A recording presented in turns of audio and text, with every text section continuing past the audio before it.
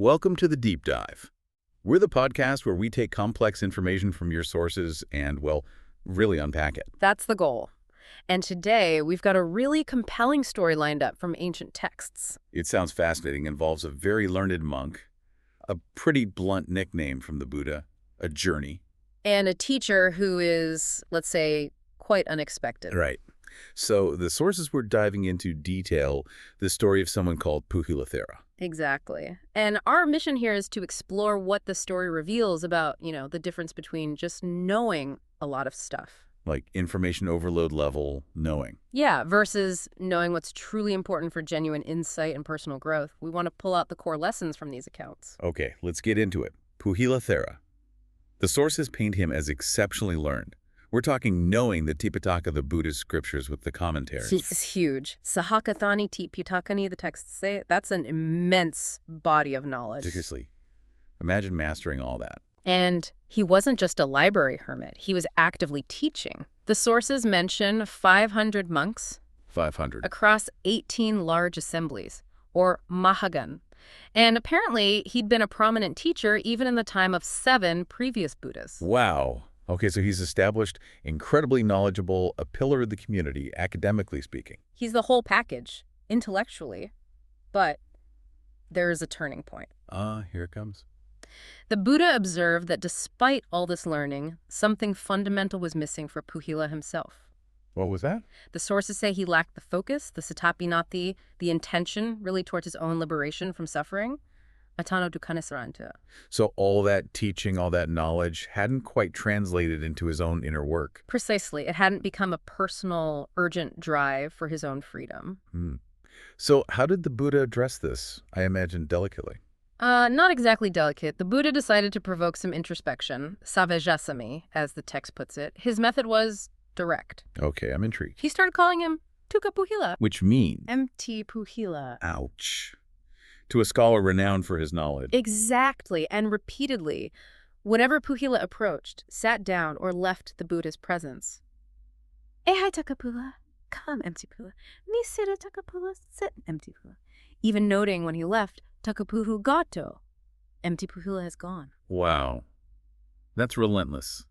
How did Poṭhila take that, getting called empty by the Buddha again and again? Well, it landed. It definitely hit home. The sources say he realized why the Buddha was calling him empty. Which was? It wasn't about a lack of facts in his head. It was because he lacked the deeper meditative attainments, the jhanas, and so on. His practice was empty, not his intellect. Okay. The experiential dimension was missing. Right. And that realization sparked what the texts call upanasabego, a powerful sense of spiritual urgency, a real wake-up call. So this wasn't just an insult, it was a catalyst. What did that urgency lead him to do? It led to a decisive action. He resolved, Aranya pavisitva samakamin karasami. I will go to the forest and practice the ascetic life. He decided to really dive into practice away from the teaching assemblies. Yes, and he got serious about it immediately. Prepared his own bowl and robe, a sign of taking personal responsibility. And interestingly, he left at dawn with the very last monk who finished the communal recitations. Maybe symbolic, leaving the purely textual focus behind. Could be. And this wasn't just a walk to the woods nearby. He traveled 200 yojanas. Yojanasata. That's a significant distance. Hundreds of miles, right? A very long journey. It took him to a forest dwelling where 30 monks were living. Okay, so he arrives there, this famous scholar. What does he do? He goes straight to the senior monk, the Sagathera, and asks, very humbly, Avasayo mehota, please be my guide, be my support. You think they'd be honored. Poṭhilattheravatthu wants my guidance. That was pretty much their initial reaction. They recognized him, Twa Dhammakatiko, you're the great Dharma speaker. They felt they should be learning from him. They questioned why he'd possibly need guidance from them. But Poṭhila wasn't there to teach anymore. He was there to learn, right? Absolutely. He pleaded with them, insisted they shouldn't refuse him a guide. He was committed to this new path. And these monks in the forest dwelling, they weren't just average practitioners. No, the sources say they were all arahants, fully liberated beings. Sabe kasavava. So they had deep insight. And what did their insight tell them about Poṭhila? They perceived that even with his newfound urgency and humility, there was still a subtle layer of conceit, mano atieva, tied to his vast learning, imasa ugahanisaya. So that intellectual status was still subtly there, perhaps unconsciously? It seems so. So they didn't just assign him a teacher immediately. They had a plan A plan. What kind? to gently help him shed that last bit of conceit. Ivamasa manai ni harisu. Thus they removed his conceit. They started sending him down a chain of referrals. Like go see Bante X, and then Bante X says, no, go see Bante Y. Exactly. Each monk sending him to someone else, often someone progressively more junior, someone his old self might have considered beneath him as a teacher. It was a deliberate, humbling process. That's quite a strategy. Who did he end up with finally? This is where the lesson in humility really crystallizes. He was finally sent to the most junior monk of all. The most junior. A 7-year-old novice, Sadavasika Samanarasa, the Sabanavaka, the newest one there. A 7-year-old. And what was his child doing? Poṭhila found him sitting in the daytime resting place doing needlework. Sujikama Karantasa, just sewing robes. Wow. The great scholar, master of scriptures and commentaries, sent for guidance to a 7-year-old novice doing sewing. That must have been the ultimate test. And it worked. The sources say by then his conceit was gone. Mehatamano. He approached the novice with complete humility. How did he address him? He made a respectful gesture, Anyajali Pagahetva, and said, Avasayo mehohi saparisa. Please be my guide, good sir. How did the 7-year-old react to that? Understandably surprised, he basically said, but you're senior, you're so learned. Tumhe mahalakaba husuta, surely I should be learning something from you. But Poṭhila was past that now. Totally. He just reiterated his request, emphasizing his commitment. He said he'd do whatever the novice instructed, even as told to walk into fire. A gimpipavisa avati. He was all in. Okay, so the novice accepts. What was the first instruction? Something profound, drawing on the texts. Not quite. It was more of a practical test. The sources say the novice wanted to check his obedience, ova gakamo nuko notivamosanto, especially since Poṭhila's robes were clearly valuable. So what was the test? He pointed to a nearby pond, Avidir eka Saradasetva, and just told Poṭhila, enter this pond, just as you are, fully clothed. Yata nivata partava imasarapastata. Just walk into the pond. Yep. Yeah. And Poṭhila, ikavakaneva otari.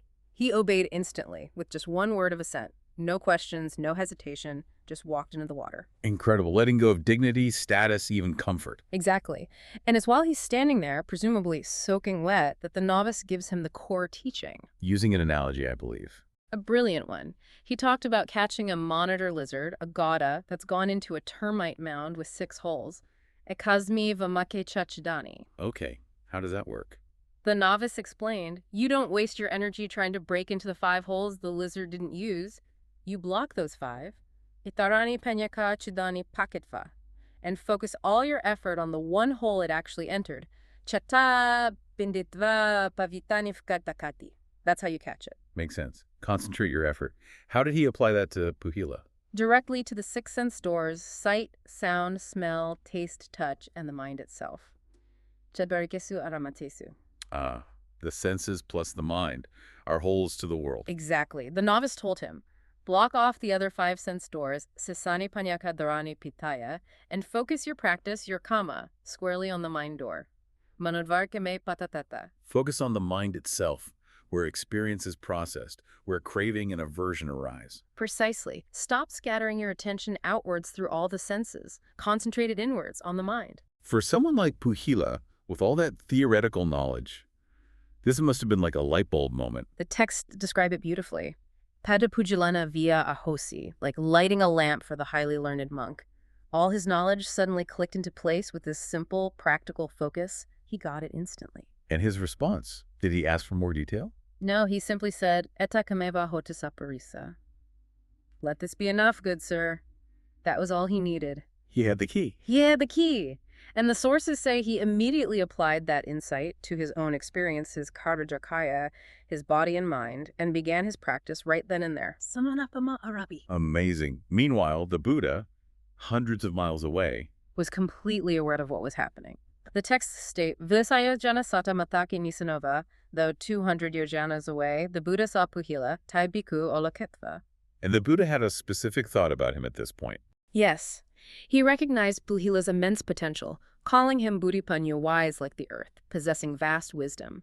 And he thought, now is the time, atane patihapatobaitati. It's fitting for him to establish himself, to realize that potential. The potential was always there, but now the conditions were right. Exactly. The striving was focused. So, the Buddha, as if speaking directly to Poṭhila across the distance, Tina Sadis Kathentovia, radiated light, Opasaferitva, and spoke a verse.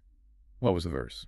Yoga vejayata buri, ayoga viudasayo, itadvetapata didatva vavaya vibhavayaka tatana niveseya, yata buri pavateti. Okay, let's break that down. Yoga vijayata buddhi. From striving, wisdom is born. Yoga here, the commentary clarifies, isn't just any effort, but yoniso manasikara, systematic attention, particularly to the meditation objects. And buddhi, that earth-like wisdom, is described as vast, wide wisdom. Pafafasamaya vidataya panyayata nama. Got it. Striving leads to this vast wisdom. And the next line, ayoga burisakaro. From not striving, the destruction, the sakaya or ruin of that wisdom.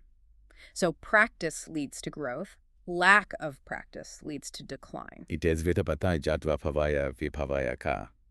Knowing this twofold path. The path of striving, yoga, and not striving, ayoga, for growth, bhavaya, meaning bhakya, and for decline, vibhavaya, meaning avahati.